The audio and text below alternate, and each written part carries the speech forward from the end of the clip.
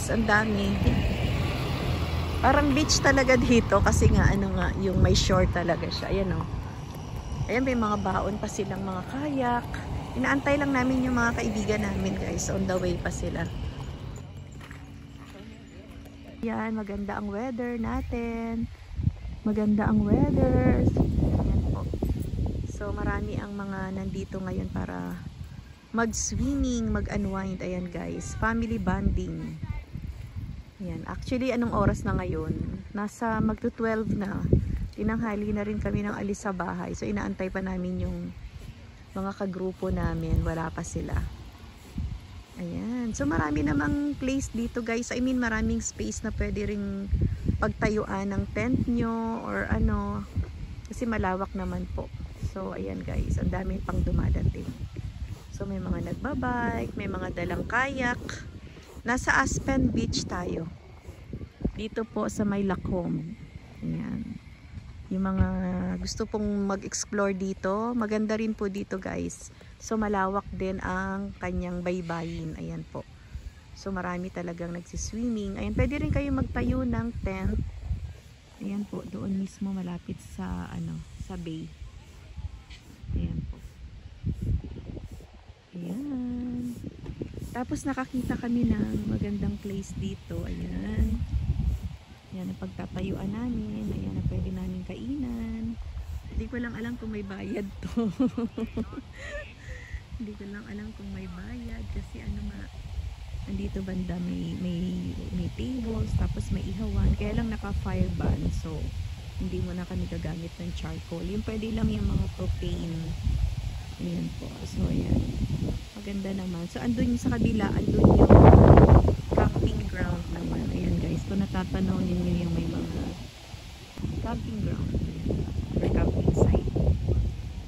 Ayan po. Kasama ko yung asawa ko. Tsaka yung anak ko. Ayan. Kasi babalik na naman sila sa work. Kaya kailangan family bonding din pag may time. Ayan guys. So, enjoyin muna natin yung summer season dahil ilang buwan na lang po magwi-winter na naman, taglamig na naman dito sa Canada. So enjoyin natin yung init ng araw. Pero hindi po masyadong mainit naman ngayon, hindi ka pare sa mga nakaraan na nasa halos nagpo-40. Ayan, ngayon po hindi masyado, kaya okay lang. Ayan, masarap din kasi mag-beach kapag mainit kaysa naman yung malamig, mas lalo tayong hindi mag-enjoy, diba? So mamaya maliligo po ako guys. Gusto kong maligo. So maya-maya lang po, kakain lang po muna kami kasi hindi pa kami nagbe-breakfast. Ayan po. Ayan, family ang nagpupunta. Siyempre family bonding. Ayan guys, nakakatuwa lang. So, ayan. See you later sa mga iba pa nating mga ganap. Nag-e-enjoy yung mga people. Ayan po. Pwede rin dito ako magtayo. Hindi naman ganun kainit no? Hindi masyadong mainit. Tama lang. Ayan. Guys, so enjoy lang.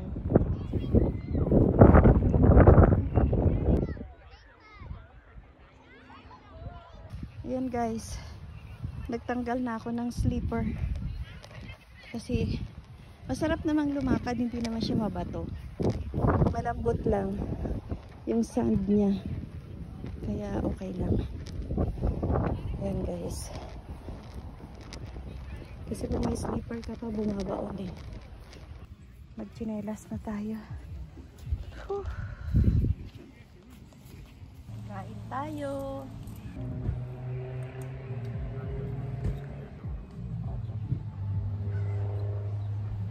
Amen. Thank you Lord. Thank you Jesus.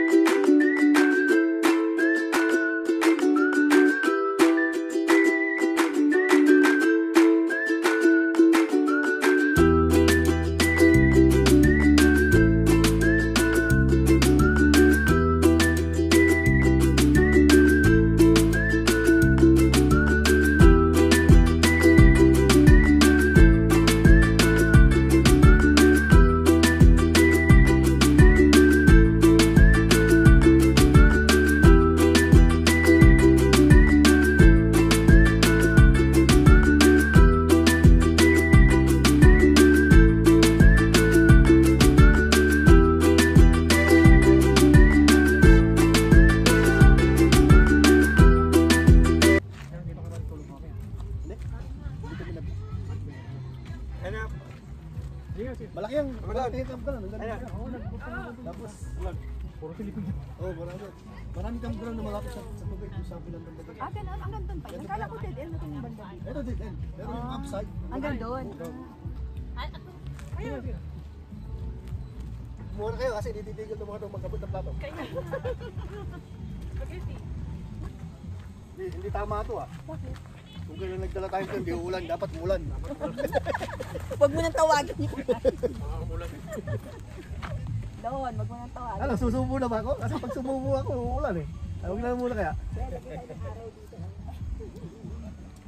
Hindi ate, sasayaw kayo ng sundown. Gusto mo naman. Nga, kaya na.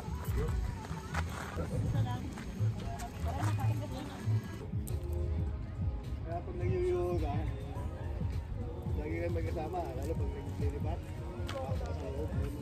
Saan kayo sa Laguna? Ay, salamat. Pare, saan kayo sa Laguna? Dati nung pumunta ako dyan sa, sa Kabuyaw. May dala akong tent. Sa Kabuyaw, sa Laguna. Mag-camping tayo? Diba, Kalamba. Binaba ko na isa. Ah, Binaba ko yung malaking tent natin. Oo. Binaba ko. Ay, mas mauna pa yung Binyan. Kasi hindi na kasya, wala akong space. Oo, Binyan sa Kabuyaw. At sa Kalamba. Pupunta rin ako. Malayo sa amin, malapit sa Pagsakan. Madala lang sa Pagsakan.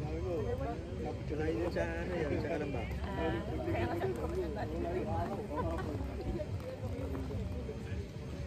Wala na tayong ganito. Dati ka lang. Ay, wala na ba? Parang nag-close na. Ah, iba na po.